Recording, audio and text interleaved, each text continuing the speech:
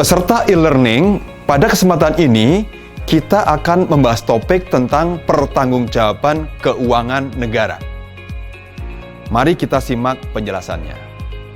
Kita mulai dari yang pertama, tentang pengertian pertanggungjawaban keuangan negara.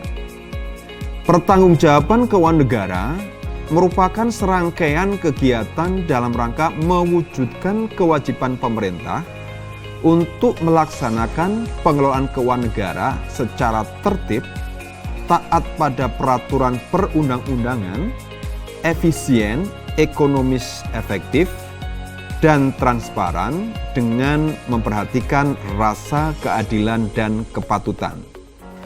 Pertanggungjawaban keuangan negara dituangkan dalam bentuk laporan keuangan pemerintah.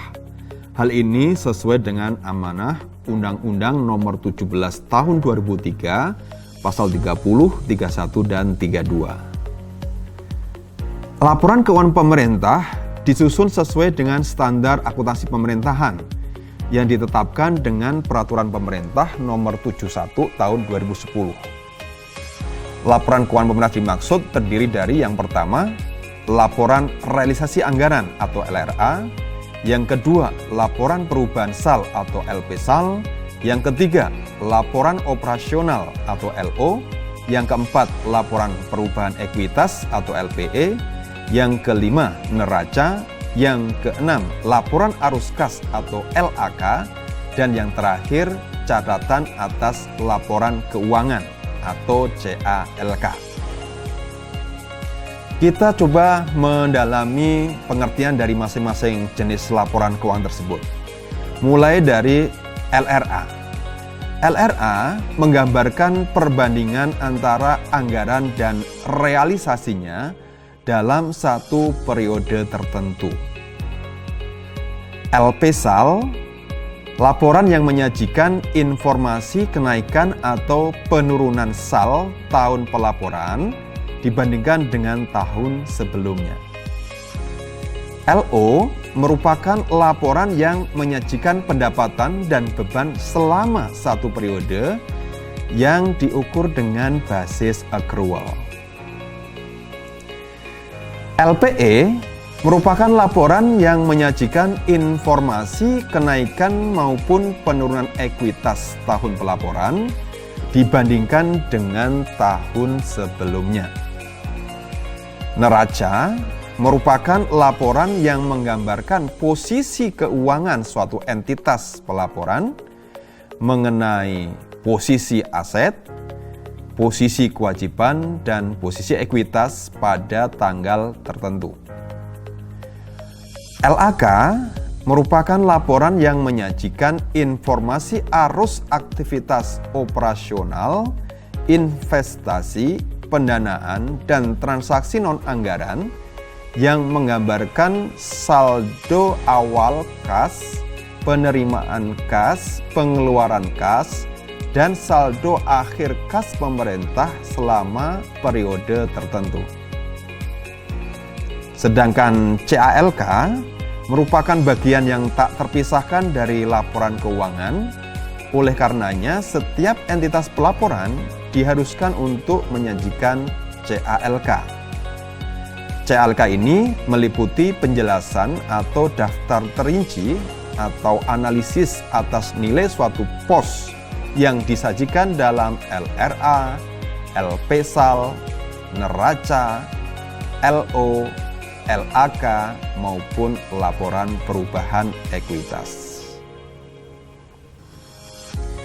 Bagaimana mekanisme penyusunan laporan keuangan pemerintah? Penyusunan laporan keuangan pemerintah terbagi menjadi dua sistem, yaitu sistem akuntansi instansi dan sistem akuntansi bendahara umum negara. Sistem akuntansi instansi dimulai dari Satker, baik BLU ataupun non-BLU, kemudian tingkat wilayah atau provinsi, kemudian tingkat eselon 1, hingga tingkat kementerian atau lembaga sebagai pengguna anggaran atau pengguna barang.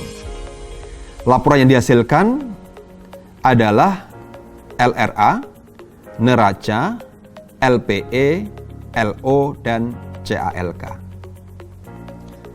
Sementara itu, dalam sistem akuntansi bendahara umum negara yang terdiri dari sistem akuntansi utang, penerusan pinjaman, transaksi khusus, investasi pemerintah, transfer ke daerah, belanja subsidi, hibah, badan lainnya, dan belanja lain-lain, disusun menjadi laporan keuangan bendahara umum negara yang terdiri dari LRA, neraca, LAK, LPSAL, LO, LPE, serta CALK.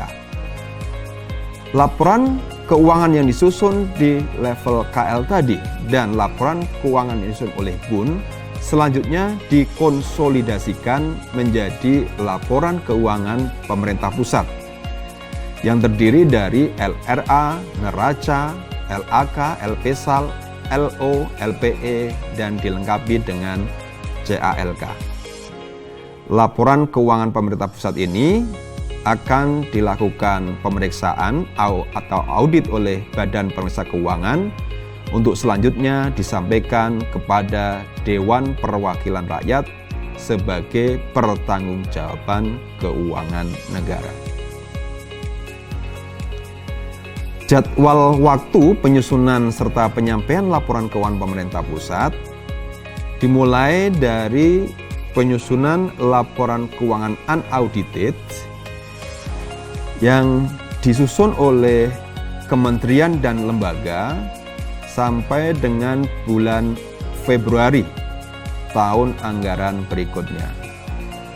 Selanjutnya, atas laporan keuangan kementerian dan lembaga tadi, setelah dikonsolidasikan dengan laporan keuangan BUN, disusun laporan keuangan pemerintah pusat dengan batas waktu sampai dengan akhir Maret tahun anggaran berikutnya.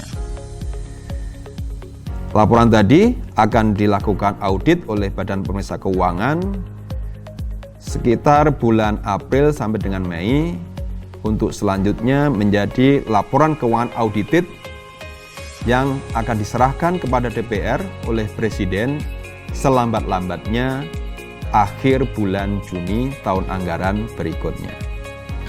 Peserta e-learning yang berbahagia, demikian tadi pembahasan mengenai pertanggungjawaban keuangan negara.